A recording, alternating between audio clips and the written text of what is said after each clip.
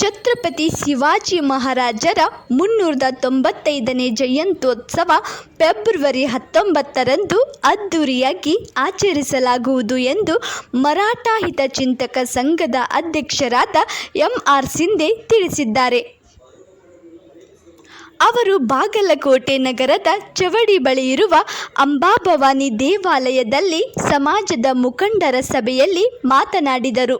ಪ್ರತಿ ವರ್ಷದಂತೆ ಈ ಬಾರಿಯೂ ಅದ್ದೂರಿಯಾಗಿ ಆಚರಣೆ ಮಾಡುವ ಉದ್ದೇಶದಿಂದ ಯುವ ಬ್ರಿಗೇಡ್ ಮಾರ್ಗದರ್ಶಕರಾದ ಚಕ್ರವರ್ತಿ ಸೂಲಿಬೆಲೆ ಪ್ರಮುಖ ಭಾಷಣಕಾರರಾಗಿ ಆಗಮಿಸಲಿದ್ದಾರೆ.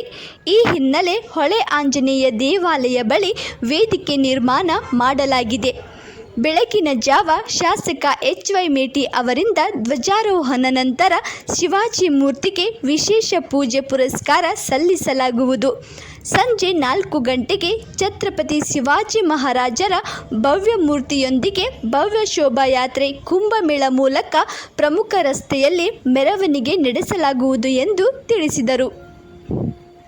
ಇದೇ ಸಮಯದಲ್ಲಿ ಮುಖಂಡರಾದ ಗುಂಡೂರಾವ್ ಸಿಂಧೆ ಮಾತನಾಡಿ, ಚಕ್ರವರ್ತಿ ಸೂಲಿಬೆಲೆ ಬರುತ್ತಿರುವ ಹಿನ್ನೆಲೆ ಅಂಬಾಭವಾನಿ ದೇವಾಲಯ ಎದುರು ಸ್ಥಳದ ಅಭಾವ ಉಂಟಾಗಲಿದೆ.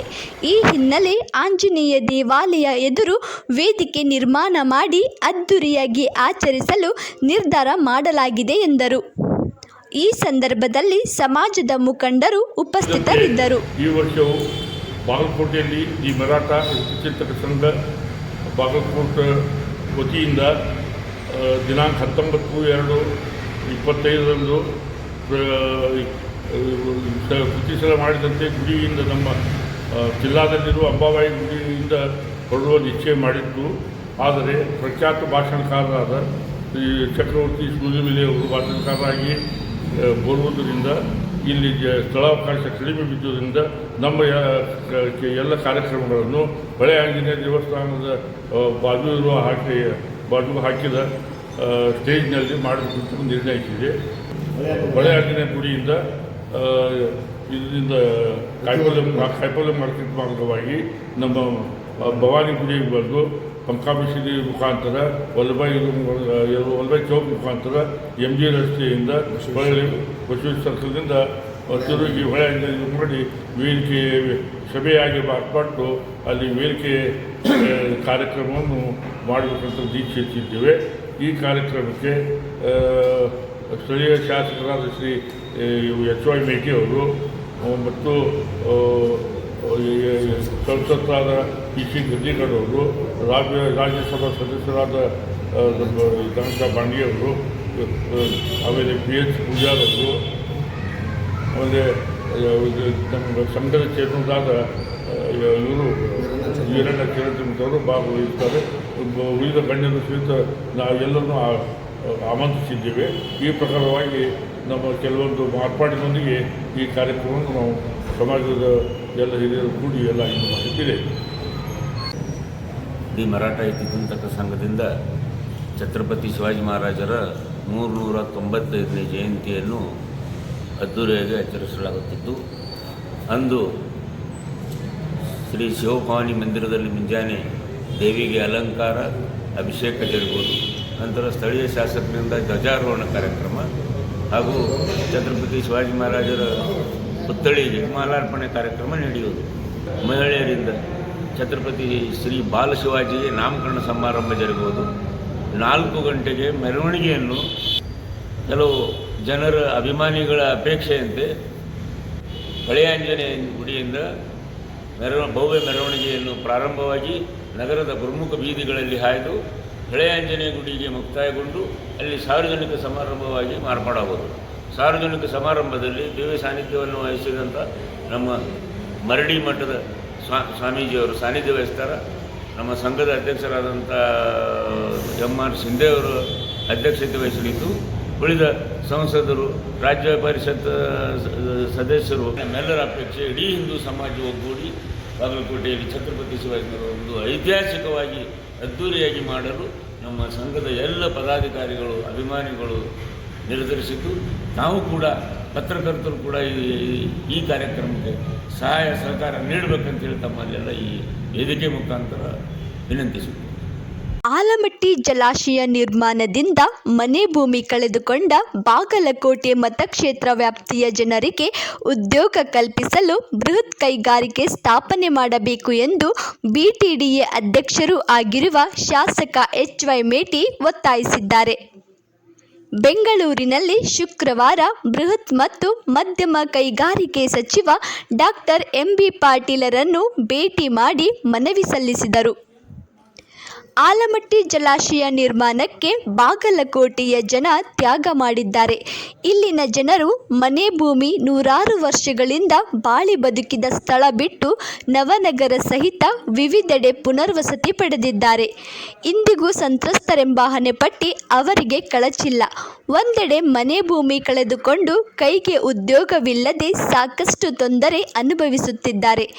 ಇದು ಬಾಗಲಕೋಟೆಯ ಆರ್ಥಿಕ ಹಿನ್ನಡೆಗೂ ಕಾರಣವಾಗುತ್ತಿದೆ. ನಿರುದ್ಯೋಗ ಸಮಸ್ಯೆ ನಿಯಂತ್ರಣಕ್ಕೆ ಸಹಕಾರ ನೀಡಬೇಕು ಎಂದು ಆಗ್ರಹಿಸಿದ್ದಾರೆ. ನವನಗರ ವ್ಯಾಪ್ತಿಯಲ್ಲಿ ಕನಿಷ್ಠ 5,000 ಕೋಟಿ ಬಂಡವಾಳ ಹೂಡಿಕೆಯ 2,000 ನಿರುದ್ಯೋಗಿಗಳಿಗೆ ಉದ್ಯೋಗ ಕಲ್ಪಿಸುವ ಉದ್ಯಮ ಸ್ಥಾಪಿಸಬೇಕು ಎಂದು ಮನವಿ ಮಾಡಿಕೊಂಡರು.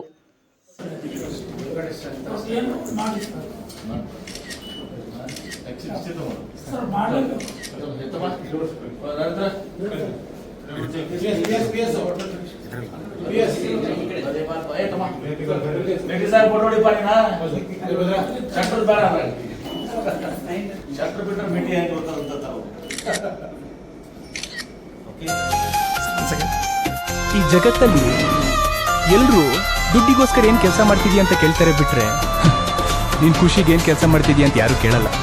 ಓ, ಅದಕ್ಕೆ ಬೇಸರಾಗಿ ಮನಿ ಬಿಟ್ಟು ಬಂದೇನ? माता पिता भगवान है, घर एक मंदिर है.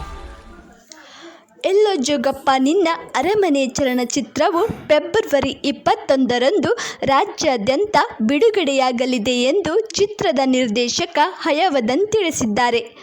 ಅವರು ಬಾಗಲಕೋಟೆಯ ನವನಗರದ ಪತ್ರಿಕಾ ಭವನದಲ್ಲಿ ಮಾಧ್ಯಮ ಪ್ರತಿನಿಧಿಗಳೊಂದಿಗೆ ಮಾತನಾಡುತ್ತಾ ಅಗ್ನಿ ಫಾಂಡೋರಸ್ ಬಾಕ್ಸ್ ಪ್ರೊಡಕ್ಷನ್ ಮತ್ತು ಕೃಷ್ಣ ಛಾಯಾಚಿತ್ರ ಬ್ಯಾನರ್ ಅಡಿಯಲ್ಲಿ ಚಿತ್ರವು ನಿರ್ಮಾಣವಾಗಿದ್ದು, ನಿರ್ಮಾಪಕರಾಗಿ ಬಾಗಲಕೋಟೆಯ ಪವನ್ ಸೀಮಿಕೇರಿ ಹಾಗೂ ಸಹ ನಿರ್ಮಾಪಕರಾಗಿ ಸಿಂಧು ಹಯವದನ್ ಕೆಲಸ ಮಾಡಿದ್ದಾರೆ. ಈ ಚಿತ್ರವು ಕೊಡಗು, ಮೈಸೂರು, ಉತ್ತರ ಕರ್ನಾಟಕದ ಬಾಗಲಕೋಟೆ, ವಿಜಯಪುರ, ಮಹಾರಾಷ್ಟ್ರ, ಆಗ್ರಾ, ದೆಹಲಿ, ಮನಾಲಿ ಸೇರಿದಂತೆ ಇತರ ಪ್ರದೇಶದಲ್ಲಿ ಶೂಟಿಂಗ್ ಮಾಡಲಾಗಿದೆ. ಇದೊಂದು ಎಮೋಷನಲ್ ಫ್ಯಾಮಿಲಿ ಕಥೆಯಾಗಿದೆ. ಕಥಾನಾಯಕ ಆದಿ ಸೋಷಿಯಲ್ ಮೀಡಿಯಾದಿಂದ ಪ್ರಭಾವಕ್ಕೆ ಒಳಗಾಗಿ ತನ್ನ ತಂದೆ ಯೋಚನೆಗಳು ಮಾಡಿಕೊಂಡು ಮನೆ ಬಿಟ್ಟು ಹೋಗಿದ್ದಾನೆ. ಹೀಗೆ ದೇಶ ಅಲೆಯುತ್ತಾ ಹೊರಟ ಆದಿ ಮಹಾರಾಷ್ಟ್ರದಲ್ಲಿ ಶೀತಲ್ ಅನ್ನೋ ಹುಡುಗಿಗೆ ಭೇಟಿ ಮಾಡುತ್ತಾನೆ. ಅವರಿಬ್ಬರು ಒಟ್ಟುಗೂಡಿ ಮತ್ತೆ ಪ್ರಯಾಣವನ್ನು ಮುಂದುವರಿಸುತ್ತಾರೆ. ಭಾರತ ದೇಶದ 10 ರಾಜ್ಯಗಳಲ್ಲಿ ಪ್ರಯಾಣಿಸುತ್ತಿರುವಾಗ ಹಲವು ವ್ಯಕ್ತಿಗಳನ್ನು ಹಾಗೂ ಸಂದರ್ಭಗಳನ್ನು ಆದಿ ಎದುರಿಸುತ್ತಾನೆ. ಏನನ್ನೋ ಹುಡುಕುತ್ತಾ ಬೆಂಗಳೂರಿನಿಂದ ಹಿಮಾಲಯದವರೆಗೆ ಹೋದ ಆದಿಗೆ ಅವನು ಅಂದ್ಕೊಂಡಿದ್ದು ಸಿಗುತ್ತಾ ಅನ್ನೋದೇ ಕಥೆಯ ಸಾರಾಂಶ ಎಂದು ವಿವರಿಸಿದರು. ತಾರಾಗಣದಲ್ಲಿ ಅಂಜನಾ ನಾಗೇಂದ್ರ, ವನ್ಯಾ ರೈ, ಸಂಜನಾ ದಾಸ್, ಶರತ್ ಲೋಹಿತಾಶ್ವ, ದಿನೇಶ್ ಮಂಗಳೂರು, ಬಿರಾದಾರ್, ದಾನಪ್ಪ, ಉಮೇಶ್ ಕಿನ್ನಾಳ್, ವಿಠ್ಠಲ್ ಪರೀಟ್, ಸ್ವಾತಿ ಮತ್ತು ಈಳಾ ವಿಟ್ಲ ಇದ್ದಾರೆ. ನಟ ಅಂಜನ್ ನಾಗೇಂದ್ರ ಮಾತನಾಡಿ, ಇದೊಂದು ಕೌಟುಂಬಿಕ ಚಿತ್ರವಾಗಿದ್ದು ಅಪ್ಪ ಮಗ, ತಾಯಿ ಮಗನ ಸಂಬಂಧವನ್ನು ಬಿಂಬಿಸುವಂತಹ ಒಳ್ಳೆಯ ಚಿತ್ರವಾಗಿದ್ದು ಇದು ನನ್ನ 2ನೇ ಚಿತ್ರವಾಗಿದೆ ಎಂದರು. ಪವನ್ ಸೀಮಿಕೇರಿ ಮಾತನಾಡಿ, ಇದು ಮೊದಲನೇ ಚಿತ್ರ ನಿರ್ಮಾಣವಾಗಿದ್ದು ಚಿತ್ರವು ಉತ್ತಮವಾಗಿ ಮೂಡಿಬಂದಿದೆ. 2.25 ಕೋಟಿ ರೂಪಾಯಿಗಳ ವೆಚ್ಚದಲ್ಲಿ ಇದನ್ನು ನಿರ್ಮಿಸಲಾಗಿದೆ ಎಂದರು. ನಟಿ ವನ್ಯಾ ರೈ, ನಟ ದಾನಪ್ಪ ಕಿನ್ನಾಳ್ ಅವರು ಮಾತನಾಡಿ ತಮ್ಮ ಅಭಿಪ್ರಾಯವನ್ನು ವ್ಯಕ್ತಪಡಿಸಿದರು. ನಾನು ಇದಕ್ಕೆ ಚಿತ್ರಕಥೆ ಸಂಭಾಷಣೆ ಬರೆದು ನಿರ್ದೇಶನ ಮಾಡ್ತಿದ್ದೀನಿ. ಎಲ್ಲೋ ಜೋಗಪ್ಪ ನಿನ್ನ ಅರಮನೆ ಒಂದು ಎಮೋಷನಲ್ ಜರ್ನಿ ಸಿನಿಮಾ. ಇವತ್ತಿನ ಯುವ ಪೀಳಿಗೆ ಯಾವ ಸ್ಥಿತಿಗತಿಗಳ ದಿನ ಕಳೀತಿದಾರೋ ಅದಕ್ಕೆ ಸಂಬಂಧಿಸಿದಂತ ಒಂದು ಕತೆ ಇದು. ಅಪ್ಪ ಮಗನ ಕತೆ. ಅಂದ್ರೆ ನಾವು ಒಬ್ಬ ಈ ಸೋಷಿಯಲ್ ಮೀಡಿಯಾ ಅಡಿಕ್ಟ್ ಆಗಿರೋ ಹುಡುಗ ಮೂರೊತ್ತು ಫೋನ್ ಹಿಡ್ಕೊಂಡು ಕೂತಿರೋ ಮಕ್ಕಳು ಎಲ್ಲ ಮೇಲೆ ಸಿಗ್ತಾರೆ. ಅಪ್ಪ ಅಮ್ಮ ಬೈತಿರ್ತಾರೆ ಅವ್ರಿಗೆ, ಅಪ್ಪ ಫೋನ್ ಹಿಡ್ಕೊಂಡು ಕೂತಿ ಓದು, ಕಾಲೇಜ್ಗೆ ಹೋಗೋ, ಕೆಲಸ ಮಾಡೋ ಅಂತ. ಸೊ ಈ ಟ್ರೆಡಿಷನಲ್ ಅರ್ನಿಂಗ್ ನಾನು ಕೆಲಸ ಮಾಡ್ಬೇಕು. ಇಲ್ಲ ಸರ್, ನೀವೆಲ್ಲರೂ ಸಪೋರ್ಟ್ ಮಾಡ್ತೀರಿ, ನೆಕ್ಸ್ಟ್ ಕಂಟಿನ್ಯೂ ಪ್ಲಾನ್ ಮಾಡ್ತೀನಿ ಸರ್.